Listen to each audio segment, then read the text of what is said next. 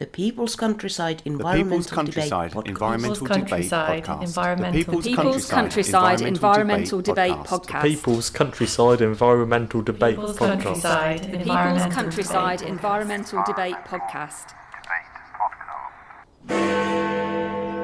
Okay, the desire to relocate here is strong, but should our partners on mainland Europe be doing more for these people and not dumping the issue on us? The question is there always an alternative explanation? This is the People's Countryside Environmental Debate Podcast. This is a podcast where we try and persuade or entertain, inspire, and basically inform ourselves and you through conversation. And because we all face the same challenges and we need to educate ourselves about them. I'm Stuart the Wild Man Mabbott, one of the co-hosts of this. I'm not an activist, but I'm behind the scenes and I'm exploring the psychology. Who's the other co-host? My name is William Manklow. Thanks very much for joining us. And today, for some reason, I am wearing a pair of socks which they've got this like sunny beach scene on them. So I'm obviously looking forward to the summer that is coming in 6 months. Mm. Anyway, so this podcast format is basically listeners send in questions and we talk about them. We don't, and it says debate, but we don't debate. We tend to have a conversation. We don't see the questions before we press record, but we always try and bring them back to the environment in some way. And the interesting thing is, since we recorded last, we've now got 41 listener questions lined up. Now, we haven't been that many, William, for, I'd say, nearly a year. Yeah, it's a shame we don't have 42, that's all I can say, Yeah. Because then it would be the meaning of the life, universe and everything. So we have the conversations that need having. Sometimes they are a debate, but often it's just a conversation. We try and explore both sides. We often agree, William and I, on things, but sometimes we play devil's advocate just to get you thinking. We try and normalise the big issues by keep talking about them openly. We aim to challenge beliefs, mindsets and habits through this podcast of ourselves and you listening there. And if anybody wants to send a question in, how can they do that, William? The best way to send a question into this podcast is via our email address, which is thepeoplescountryside@gmail.com, or we are all over social media like a rash. We're on Twitter. I'll always call it Twitter. We're on Facebook. We're on Instagram. Everywhere. Just send us a message wherever you find us and it'll get to us. We're two guys willing to explore the big issues, unprepared and unscripted. Many people who we invite to sit in the listener's chair panic slightly because they say, we want to be prepared, we want to know what the questions are, we want to do research beforehand. No, we try and approach this cold and get an expert in if we feel we need to. And talking about the listener's chair, maybe in a few episodes, maybe we might have somebody in the listener's chair, so keep listening for that. Mm-hmm. And whatever we talk about, it always seems to involve social justice, philosophy, nature, human conditions, sustainability and climate. The subjects interplay. There's my computer going off in the background. The subjects interplay with each other, quite poetic, but let's not geek out about that, William. And let's get into the first question. This is, today is the second episode in February. I think it's the second episode. It is the second episode in February. We're already moving towards those summery days. I don't know what I'm talking about. He's obsessed with summer. I am, obviously, right? Summer loving. Yeah, so 9th of February is Greasing himself up. Date when this was released. We're talking over each other, as we always do. So the question we have is from Paula in Norfolk, England. It's a nice part of the world, isn't it? Lovely. Some good speedway tracks up that way, no? One. Yeah. But there you go. The Norfolk Arena. Anyway. So the question from Paula is as follows. When you look at the boats coming across the English Channel filled with migrants wanting to relocate here, lots say they are coming from a dangerous country and need safe refuge. Yet most of these boats are coming from France, which to my knowledge is a safe country. Okay, the desire to relocate here is strong, but should our partners on mainland Europe be doing more for these people and not dumping the issue on us? Surely there is a national security alert to be called, as people who want to cause our culture serious harm are now getting in and mixing amongst us. Also, there are different laws across Europe that allow this movement to occur. For example, Many of the boats come from Turkey and are stored in West Germany, close to the channel but not too close. In Germany, there is a loophole in the law that says it's not illegal for people to transport people out of an EU state, France, into a third-party state, England.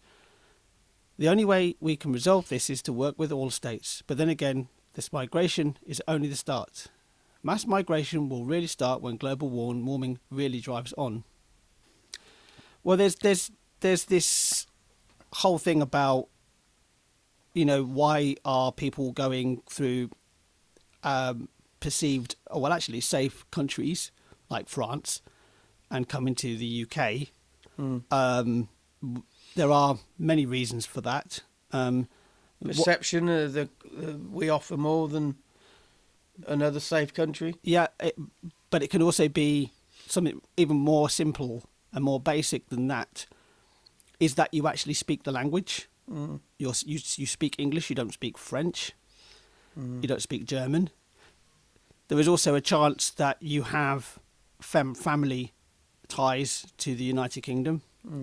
I think there's been a lot of right-wing rhetoric around this whole issue, saying that they're coming here to just purely to get money off the state.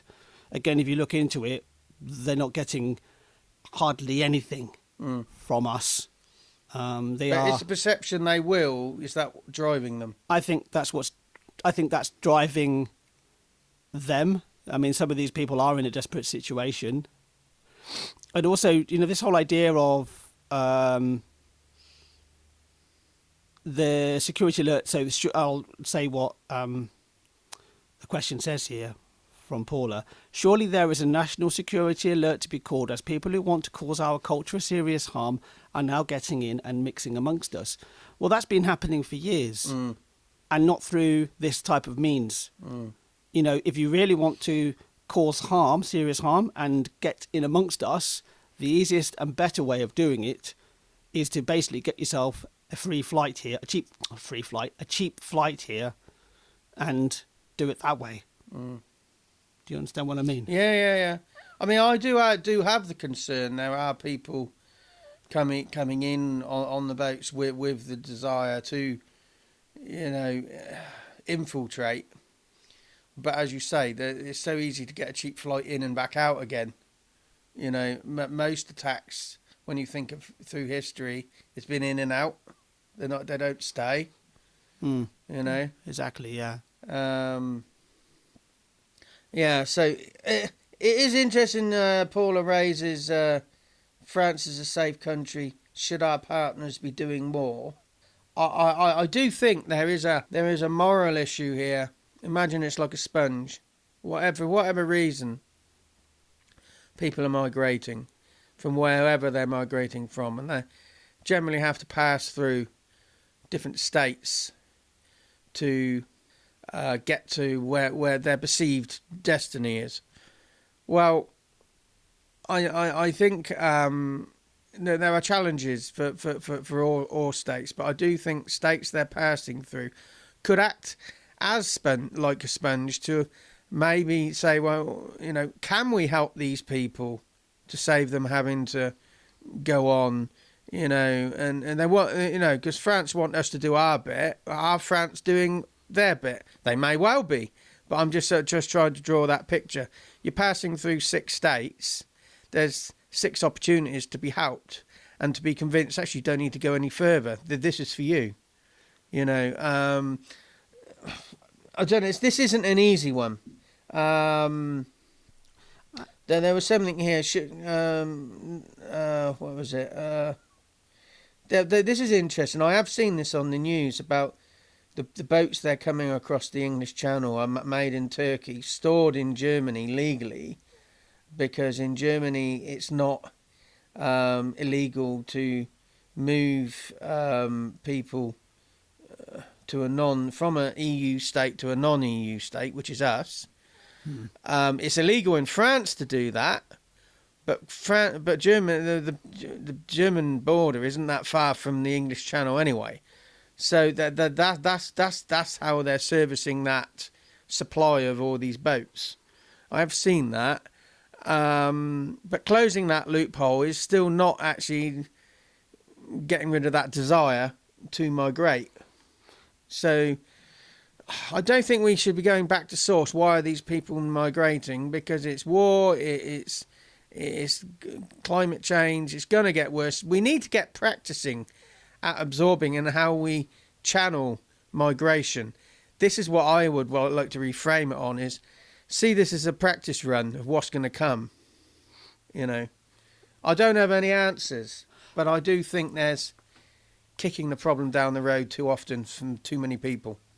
It's a multifaceted issue. Yeah, the reason why people have come here to begin with, what's motivated them to come to the UK, and why haven't they stopped in these countries along the way? I know that France, for example, has in a way taken more migrants than the UK has. I can't answer that one. And there has been an issue in the UK with there being no legal routes for asylum seekers to get into the country. That has been one of the biggest issues.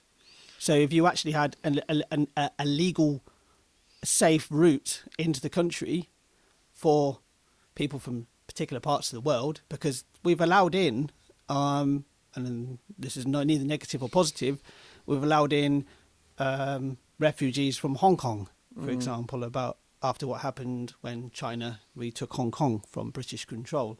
We've taken migrants from Ukraine, a lot of migrants from Ukraine, which has actually put our net migration up quite significantly, and that will come down again. Now, the government are actually, one of their pledges, and it is a governmental pledge, so take it as you want to take it, whether or not you like them or not, and whether or not you support them or not. One of their pledges is to actually try to break the smuggling gangs and try to improve the state of the immigration system, which after years of neglect, a lot of systems within the country have been left destitute by the last government, last governments, you should almost say, under different prime ministers. And I think that is really the biggest issue here, is not that they are necessarily all coming here, but just that is the only route they are able to take, and they then are at the hands of these gangs. Yeah, and these gangs survive off the back of these multiple states are involved, and there's multiple legislation, like the manufacture of the boats in Turkey, the legal storage of them in Germany, and then the illegal use of them in France. Well, yeah, but because there's these multiple legislations, it taps into that. So it's an opportunity to, as I say, a dummy run of what we need to be doing. What was I was going to say? Oh yeah, you've mentioned before there's a difference between an asylum seeker, an illegal immigrant, and a refugee. Just reiterate that. So an asylum seeker is not an illegal. So picture yourself in a situation where, for some reason, it's no longer safe to live in your country. So you then travel to another safe country. So let's just think about this. Let's do this as a thought experiment for yourself. You just sat there thinking about what these people are actually going through. So you are going to go to a country that you understand the language, especially long term, if not medium term. So you're going to go somewhere and you're going to ask for asylum. At that point, you become an asylum seeker. You are in limbo. You're not illegal. You only become illegal if you get if your asylum is rejected. Your asylum appeal is rejected, and that could be rejected right at the start. I'm not talking about after months of processing. Some countries might just go, "Don't want you here, get out." And if you stay in the country, then that's when you become an illegal immigrant. You're not an illegal immigrant until the country you go to is actually rejected your asylum claim. I've just done a little bit of research, and I also think that the English Channel, the small boats crossings, have become such a big thing that I think that a lot of people maybe listen to this podcast inside the UK and outside of the UK might see it as, was particularly within the UK, might see it as being this huge, humongous thing that is happening. But according to a little short bit of research that I've done, and I maybe should do some more thorough research, but as of last year, 36,816 people were detected as crossing the English Channel. And that's not a lot of people. I mean, you can fit more people into Old Trafford football stadium. Can't somebody come here illegally and then, as soon as they land, claim asylum? Well, you're not illegal until if you come to this country and you don't seek to claim asylum, then you are illegal. Yeah. Absolutely. It's a bit like any country. So if I was to travel between here and Belgium on the Eurostar, for example, I mean, I don't know how this would work. Or I get on a boat myself and I travel across to France without going through any of the channels of, that's a good example. If I go the other way and I don't go through any of the channels of passport control or anything like that, that would be illegal to the point of if I don't show myself to the local law enforcement. What about refugee? What are they if they're not asylum seekers? Well, a refugee is more of a, for me, I mean, I don't know what you think as well with this phrase, Stuart, but refugee is anybody who is for me is a displaced person from their home. And that doesn't even mean their country of origin. You can be a refugee within your own country. Okay, my action there is just to spend a bit of time thinking about this fairly openly. Read widely. You just be aware that media of all angles is trying to convince you of their way of thinking. Read widely. Read various views on this. Make your own mind up. Speak to these people. See them as human beings. See where their problems are. Then you might actually find solutions better than lumping everybody in as one big mass. Anyway, before we get bogged down in that, who's the next question from? So the next question is from Samantha in Cumbria in England. So we've gone from one side of the country to the other, and two lovely parts of the world. I don't think I've ever been to Cumbria. Don't know. Can't answer that one. That's the Lake District. District's in Cumbria. So Samantha, thank you very much for your question. This is a very short to the point question, so sometimes we get long discussions out of these, Stuart. The question is there always an alternative explanation? There's always an alternative. It doesn't mean it's correct. It's always worth exploring the alternative, because exploring outside of our perspective, our conclusions, broadens out those, makes them more robust. There's always an alternative. What are the barriers to accepting there's an alternative explanation, though? Ego, fear of changing your mind and appear to be wrong. There's always an alternative. You haven't given any examples, so I would always say there's always an alternative. It doesn't necessarily mean it's any better than what we got now, but it might be. Yeah, keep a mind open, because I'm just thinking of what came to my mind when this question was slightly left field, I suppose. There's a music video for a song by Oasis called "Stand By Me." That's the song. It's really worth checking out the video. And you see this moment happening in a shopping centre, basically, and there's a child being snatched. There's a woman pushing another person, and there's people shouting and arguing at each other. There's people looting a shop. It's well worth going to watch, because from the outset you're like, well, this looks like it's a riot, but it actually turns out to become something completely different. So there is often an alternative explanation. So I think it ties in with the previous question from Paula. There's always an alternative explanation. You have information given to you by a certain source. I was going to give an action of actually, just look at that source. Look to other sources. You mentioned it already, Stuart. Look to other sources and see if those other sources verify what you have said, because there is always confirmation bias in everything we do. My action here is to actually read a Maeve Binchy novel, if you want to see alternative perspectives. And I think there's one, it's on the shelf over there. I've got many Maeve Binchy books over there. But There's one, I think it's called the Copper Beech, if this is the one I'm thinking of. And I think there's a chapter called Leo. And if it is the Copper Beech, but there's one particular book she wrote. She writes about a period of time, but each chapter is about a different person involved in this scenario from their perspective. And you suddenly read, Leo's was just everybody had an understanding of who Leo was, but when you read the scenario from Leo's perspective, you suddenly realise, man, this is different. You know, completely made the wrong assumption here. Now, Maeve Binchy, she was a bit of an old gossip, Irish novelist. I don't think she's alive anymore. I think she passed away. But the way she used to write her novels, she used to go and sit in a cafe and overhear conversations about people's lives, people's problems. And she'd hear people that all had shared challenges, but they didn't know each other, but she'd hear different perspectives. That's how she wrote. You know, and very easy reading. Is she still alive? No, she passed away. She died on the 30th of July 2012. Right, quite a long time ago. She was a lovely old Irish grandmother, that sort of. So that's my recommendation, is read a Maeve Binchy book. Any actions for you? No, I've already said my action, I believe. Okay, so next episode, we're going to be back on the 16th of February.